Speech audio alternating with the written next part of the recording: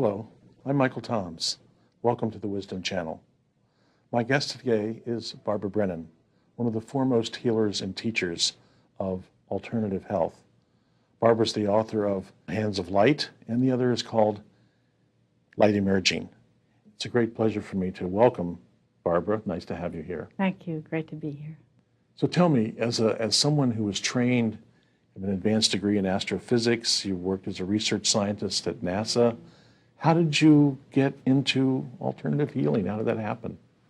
I lived in Washington in the 60s and early 70s, and the civil rights movement was going on. And I got involved in that, and then became involved in the human potential movement. And from there, everything just opened up. I studied bioenergetics and core energetics and began giving body psychotherapy sessions. And during that time, I started seeing energy fields around people and inside of people. I started seeing visions. So everything changed very quickly during that couple of years.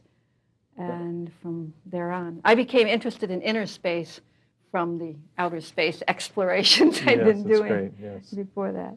It's a good analogy there. Yeah. I know you studied with John Parakos and core energetics, and probably many of our viewers have not heard of core energetics. What is the basis of that? It's based on bioenergetics, which is body psychotherapy that was developed with Al Lowen, and before that Wilhelm Reich was working on body psychotherapy. Yes. And Wilhelm Reich studied with Freud, so the lineage goes directly back to Freud. But what they did was added the body, the shape of the body, and how the body is used, and connected that with psychodynamics and early childhood development. It's interesting, Wilhelm Reich, of course, showing how far we've come in the acceptance of healing methods. Wilhelm Reich was actually put in jail for his beliefs. Right. And so that was primarily based on energy and the body, bioenergetics, and then John added the spiritual dimension, core energetics, and John can perceive auras too, and that's where I finally found somebody that could also see what I was seeing, and that was a great confirmation, and he's been a great teacher to me.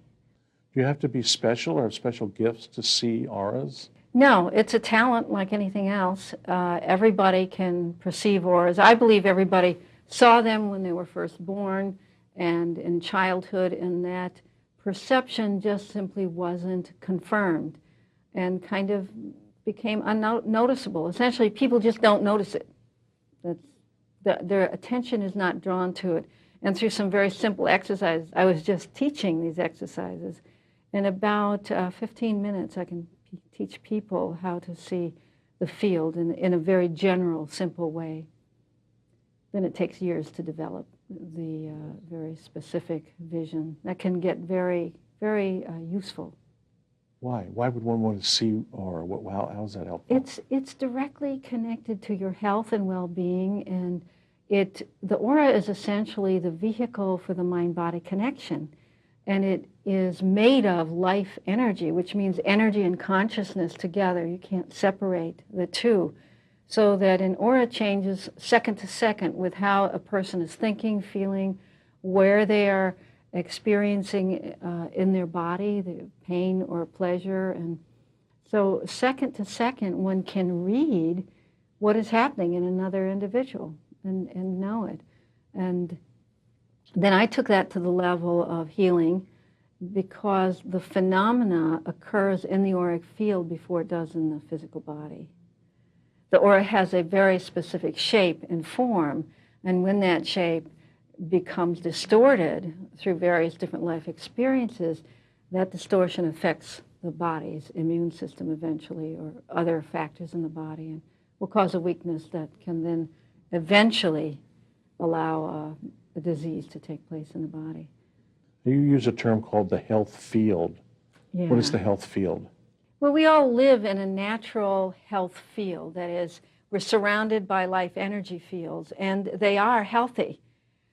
And it is only human beings that have polluted those fields, and we're doing it more and more with electrical pulses and, of course, the different various kinds of ways we pollute the earth. But essentially, as you move to higher frequencies, the field is very strong and very powerfully moved toward health.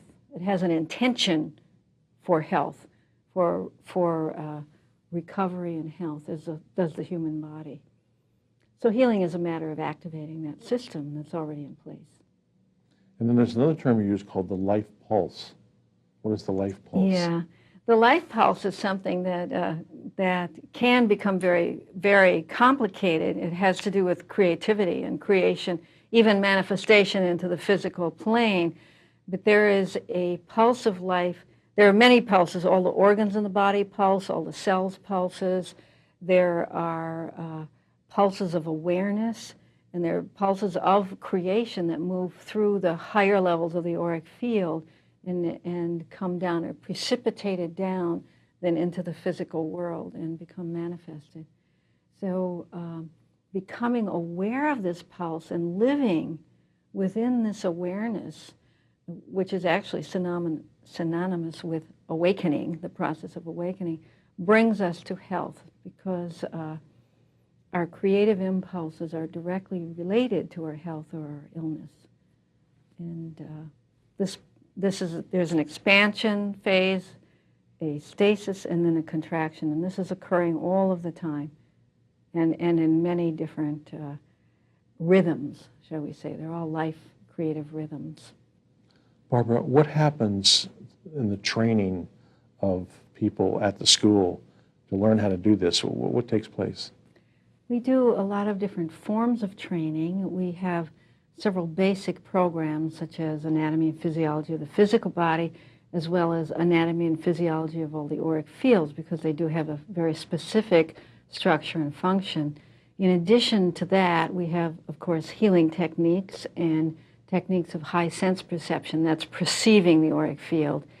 We also do straight psychology, body psychodynamics, learning to study different diseases and how they affect the body as well as the auric field, and different methods of healing. We teach how to interface with the medical profession, with the students, and we teach them how to set up a healing practice. We also teach things like creativity and how one's creativity is related to one's illness or health. And we cover various different religious topics, because healing really covers all the ground of psychology as well as spirituality. One of the things interesting about the school now is, out of the 700 students, 200 are from out of the United States. Mm. So we have over 25 countries represented from all of the continents. And so we have a very international flavor, and people from all religions are there. And so we do ceremonies as well to include all of the different religions on earth and the different ways and walks of life, to bring ourselves together as a human family, a global family. How do people outside the country hear about the school? Well, my books are in 16 languages at this point, and so they read the books and then they hear about it. And they come. They come. So when someone graduates from the Barbara Brennan School of Healing, they receive a certificate, and what happens? Are they licensed in some way or certified in some way? Yeah, well, the school certifies them. It is a 4-year part-time training program, meaning it's 4 years off campus.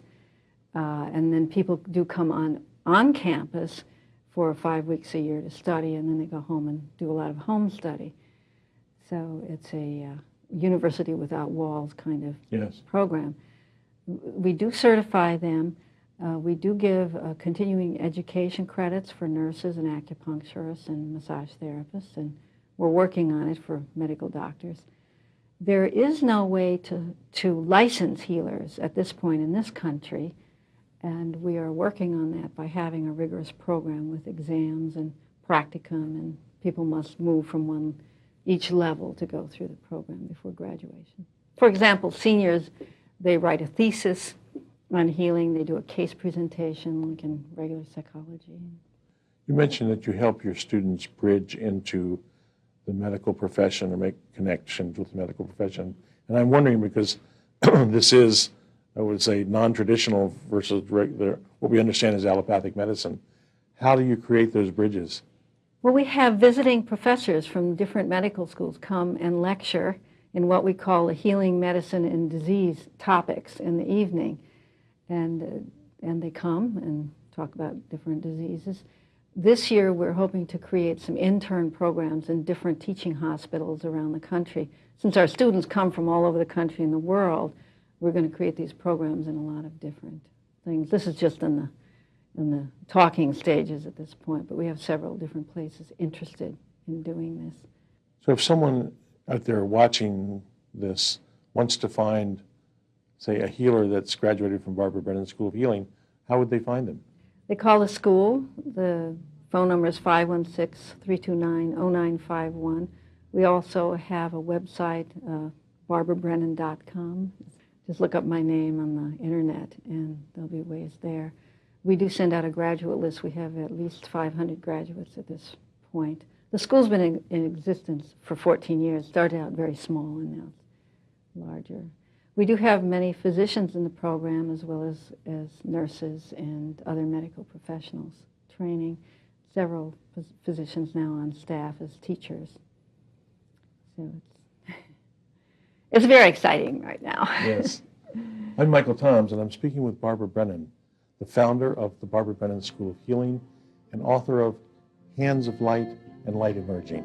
You're watching the Wisdom Channel.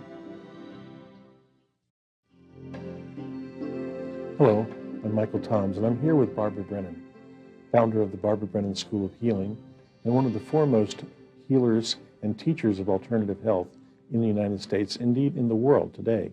She's also the author of Hands of Light and Light Emerging.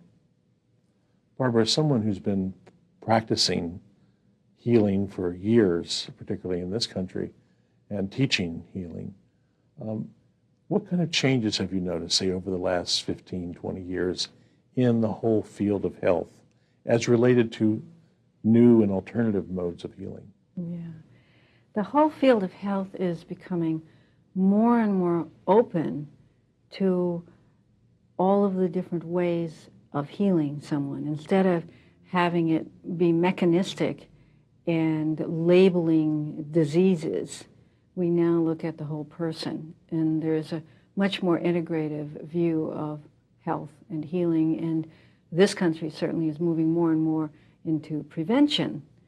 And of course, the auric field is working on the auric field is one of the major ways of prevention because the illness shows in the illness shows in the auric field before it's precipitated into the physical body. So it's possible to diagnose things before they actually can be perceived or seen at all in the physical body.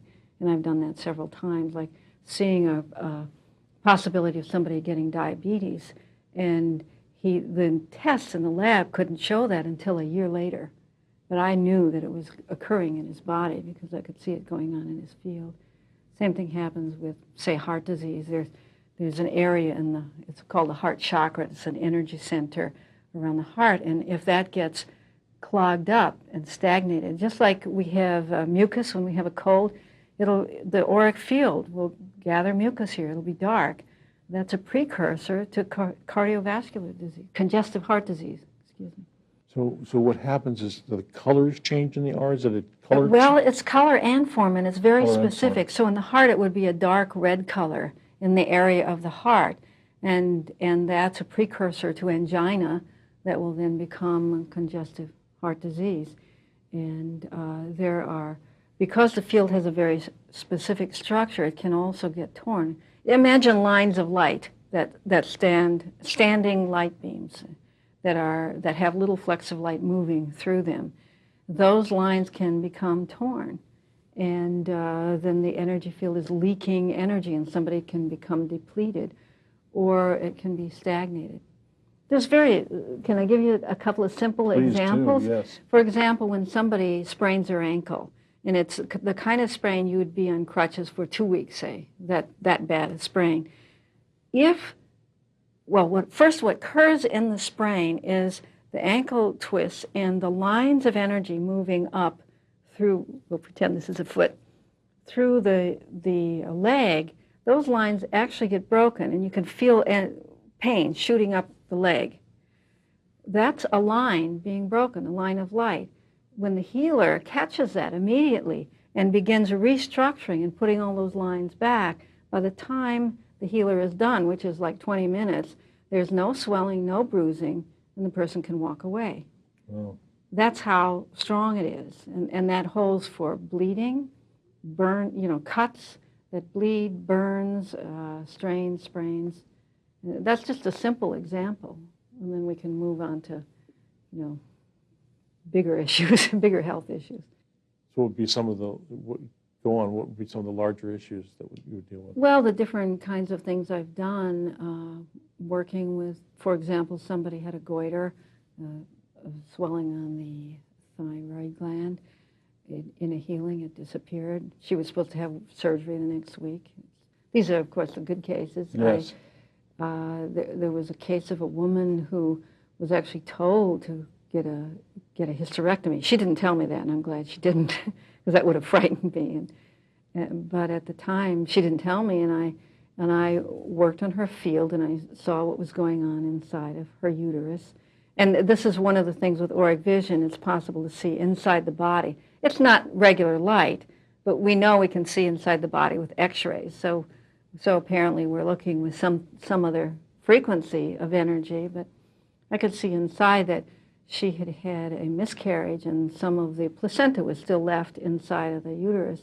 And so through healing techniques, I removed that, the field of the leftover cells, and then she washed them out the next time she had her period, her menses, and she was fine. And what she needed to do, though, was to go on a diet, and of course I told her to get checked out with the doctors again. She got another biopsy a month later, and she was fine. And this was 15 or so years ago. She's got 3 kids now. She didn't have any at the time. This almost sounds shamanistic. I mean, I'm thinking of some of the indigenous cultures that practice natural healing, where the shaman comes and actually removes something from the body, nobody quite knows what, but then the person is healed. Yeah, it's very similar to that, and I know many Native Americans have told me that what I'm doing is similar to what they do. I wasn't trained that way.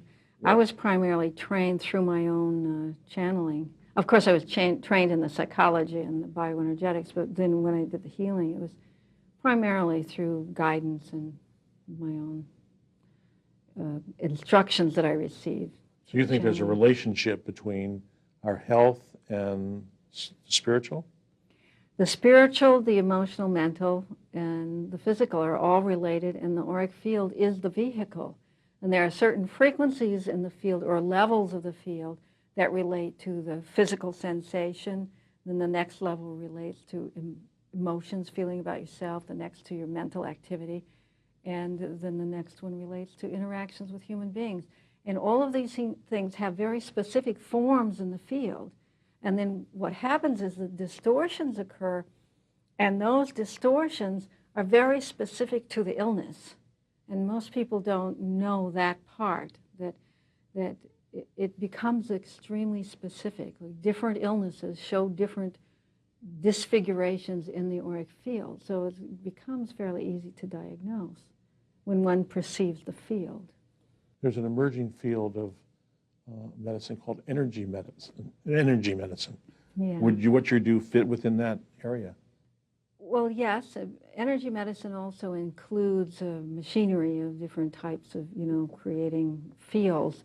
And yes, that fits in there. There's different kinds of energy medicine. But essentially, a healer learns to manipulate the energy field right through the healer's own energy field, and you learns to regulate that and create health in the other person or restructure the field. And then usually people come back once a week. Earlier you touched on your instructions that you receive, and Yeah. that left begging. Instructions from who and what? Well, when one opens one's high sense perception to perceive the field, when you first perceive the first 3 levels of the field, which I would say are the lowest frequency bands, having been a scientist, that's the way I talk about it, one simply sees the field. But when you move your conscious awareness to the next level, which is the 4th level, you also begin perceiving non-physical beings. And for me, when this happened 20-some years ago, it was pretty distressing because nobody else could do this, at least nobody that I knew. So I would be, in these situations where my daughter, who I was taking to school, she's in grade school, would be talking to me on this side, and I would be seeing this guide or angel on this side who's talking to me. And it was disconcerting. Yes. Hard to listen to both. Yes. So I learned very early on to ask if the phenomena was useful rather than if it were real, because I was pretty much based in physics at that time, having worked for NASA. And I found the phenomena to be very useful. I just kept collecting the data or the information that I received, and when it didn't make any sense, I would just remember it until it finally did. And some things didn't even make sense until 10 years later. It's still, I say, oh, that's what that's been. I see things. Like recently, I see all these geometric patterns, but I've never studied sacred geometry. So when I'm doing this healing, and I go into an altered state and do healing when there's 800 people in the room, so I work from the stage with everyone, and I see all these different geometric patterns that form in the room. And then I heard about sacred geometry and that these patterns are all related to the creation of life on Earth, or how it is formed. Barbara, thanks for being with us. My name is Michael Toms. I've been speaking with Barbara Brennan, the founder of the Barbara Brennan School of Healing, also the author of Hands of Light and Light Emerging.